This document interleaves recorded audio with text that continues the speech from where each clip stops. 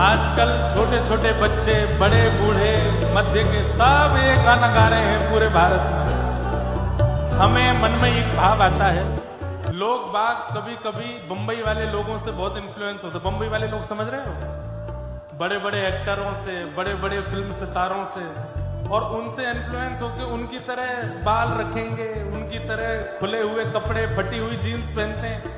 अरे उन लोगों से इन्फ्लुएंस होने से अच्छा जगन्नाथ जी से इन्फ्लुएंस हो रहे हैं।